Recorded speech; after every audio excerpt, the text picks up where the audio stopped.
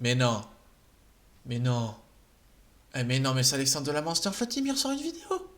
Incroyable, mesdames et messieurs. J'espère que vous allez bien, ça va super pour ma part. 5 mois sans vidéo, évidemment. Pourquoi? Parce que je suis un connard, tout simplement. Aujourd'hui, ça sera tout savoir sur Noller.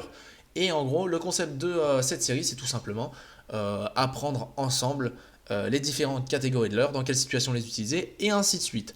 En 2020, je vous préviens tout de suite, je m'en bats les putains de couilles con. Je dirai ce que je veux. J'ai destiné ces vidéos à un public averti, mesdames et messieurs, et ce n'est pas destiné à un public enfantin, etc. Donc je ferai pas de cut.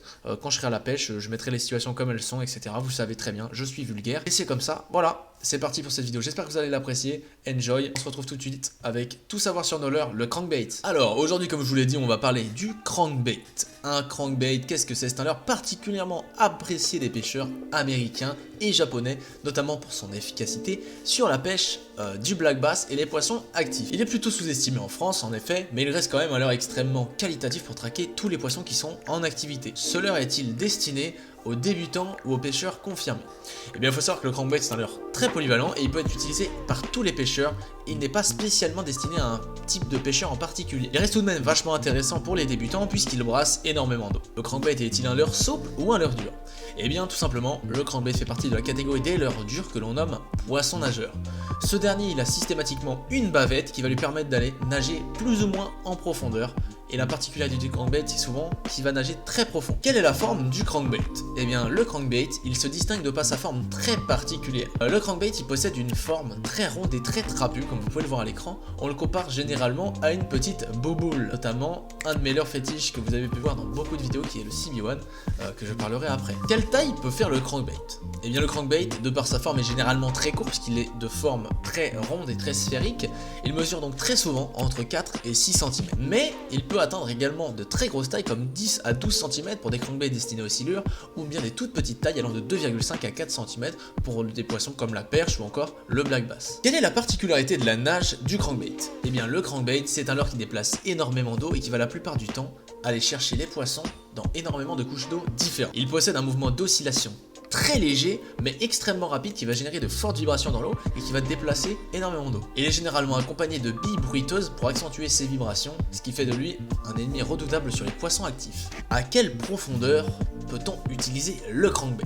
Eh bien, le crankbait, dans 90% des situations, est utilisé comme un leurre qui va aller chercher les poissons très en profondeur, dû à sa forme et à sa bavette généralement très longue qui permet de descendre facilement dans la couche d'eau. Il existe cependant des variantes du crankbait classique, comme par exemple le shallow crankbait, qui est tout simplement une variante du crankbait avec une bavette très courte et très perpendiculaire à la forme du leurre qui va permettre de faire nager son crankbait en surface. Cependant, il va garder évidemment les mêmes caractéristiques avec de très fortes vibrations et une très légère oscillation. Quel poisson peut-on pêcher avec ce type de leurre, me direz-vous?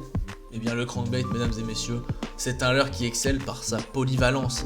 C'est pourquoi on peut aussi bien pêcher la perche, le black bass, le silure ou encore le brochet. Il est beaucoup plus difficile évidemment de toucher des cendres puisque ce sont généralement des poissons très lents et peu actifs. Cependant, il n'est pas rare de toucher un cendre un peu agressif lorsqu'il se déplace dans la couche d'eau. On privilégiera donc le crankbait pour les poissons généralement actifs comme la perche, le black bass ou encore le brochet. Dans quelle situation utiliser ce crankbait? Eh bien, il est très intéressant d'utiliser le crankbait pour effectuer une pêche de prospection rapide, notamment en profondeur lorsque les leurres de prospection de surface ne fonctionnent pas. Il est également intéressant d'utiliser le crankbait pour prospecter des endroits très rocailleux dans lesquels on peut faire taper la bavette contre le sol pour générer des vibrations supplémentaires et attirer les poissons. Le crankbait, de par sa forme, est également conçu pour prospecter des endroits très encombrés et va très rarement s'accrocher dans les obstacles, ce qui permet donc de l'utiliser dans des branchages ou des fonds rocailleux, ce qui fait de lui une utilisation très intéressante dans les endroits où on n'a pas forcément la possibilité de prospecter avec des leurres plus classiques.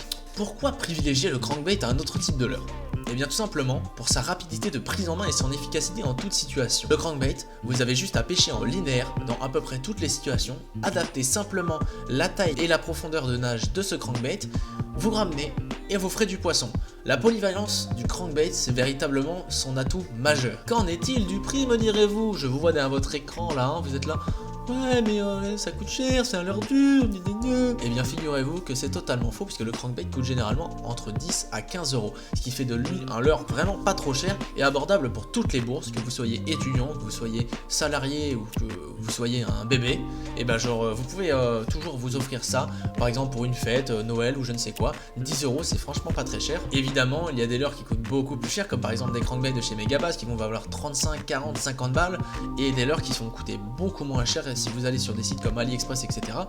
Mais je ne conseille pas, je vous conseille d'acheter des produits du marché européen et américain qui sont beaucoup plus fiables et qui sont de meilleure qualité pour la plupart. Pour terminer, on va parler de quelques petits leurres sympathiques dans la catégorie des crankbaits. Je vais en citer 3. Je commencerai par le CB1. Le CB1, c'est un shallow crankbait, donc c'est un crankbait qui évolue en surface. C'est vraiment un leurre que j'affectionne particulièrement parce qu'il m'a donné des résultats incroyables sur la perche et les brochets. C'est vraiment la folie, ce leurre là, c'est vraiment un truc de ouf. Ensuite, le CB200, donc c'est toujours Lucky Craft qui produit ça. C'est un crankbait exactement le même que le CB1, sauf que sa bavette est beaucoup plus longue et c'est un crankbait qui va aller nager entre 2 à 3 mètres de profondeur. Il est vraiment bien, j'apprécie énormément le coloris bleu et il m'a valu de nombreux poissons avant que je me fasse couper malheureusement par un brochet, comme vous pouvez le voir juste ici dans cet extrait, et j'ai bien le seum. Le dernier crankbait est un crankbait qui vaut la peau des couilles, c'est le B-Switcher, il coûte je crois 30 boules, mais il est vraiment excessivement bien, il marche énormément, il est beaucoup plus petit, il fait 3 cm je crois, si je dis pas de bêtises, et franchement ça marche du feu de Dieu sur la perche, sur le brochet, et sur le black bass c'est vraiment quelque chose de très qualitatif. Voilà, n'hésitez pas à aller voir ces 3 petits produits que je vous ai présentés puisqu'ils sont vraiment intéressants. Je vous mettrai le lien vers Action Pêche pour aller chercher ces produits s'ils sont dispo sur le shop, et s'ils ne le sont pas, vous pourrez aller voir ça à droite et à gauche, vous êtes grands. Voilà, mesdames et messieurs, c'est tout pour cette vidéo, j'espère qu'elle vous aura plu. Je vais continuer à faire des vidéos régulièrement pour cette année 2020. Profitez bien et enjoy votre confinement malheureusement.